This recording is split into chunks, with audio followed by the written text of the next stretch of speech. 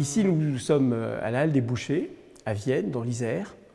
Et c'est un centre d'art de la ville de Vienne qui a été créé il y a 10 ans et dans lequel nous faisons à peu près 5 expositions par an, dont une pendant l'été qui a la particularité de se trouver pendant le Festival de Jazz à Vienne.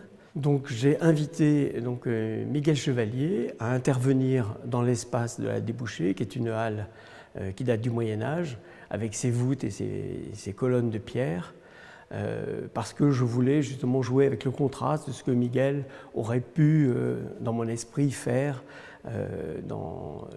avec des choses très futuristes, très actuelles et très futuristes. Miguel Chevalier, je l'ai rencontré en 2005 au Maroc, lorsqu'il faisait une exposition qui devait s'appeler Arabesque, je crois, à Marrakech et puis à la cathédrale ensuite de Casablanca, où il avait réussi à quelque chose qui m'avait impressionné déjà à l'époque, c'était l'interactivité par rapport à la lumière des gens qui marchaient au milieu d'un nef central et qui se trouvaient interagir sur l'image qui se créait.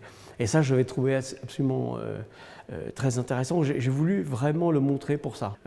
Je trouve qu'il y a un palier qu'il a réussi à franchir aujourd'hui avec l'interactivité et de faire rentrer le spectateur à l'intérieur de l'image et le rendre maître, finalement non plus un spectateur passif, mais qui puisse vraiment interagir et agir sur les formes. Il y a une espèce de statut qui change totalement. Il n'est plus simplement spectateur, il devient acteur de l'œuvre qui est en train de se faire finalement sous ses yeux. Miguel Chevalier explore un domaine qui est vraiment très novateur certes, mais qui est surtout inscrit dans son temps et dans son époque, et qui parle un peu de notre futur. On sait très bien les interactivités de nos propres vies, on est tous connectés, toutes ces connexions on les voit, toutes les lignes on les voit, et ces lignes un peu à l'infini décrivent de façon métaphorique, de façon très, très nette nos vies. Je pense que de tout temps et dans toute l'histoire de l'art, tous les artistes ont voulu faire la tentative de représenter le temps et l'espace. Et le temps qui est une chose très difficile.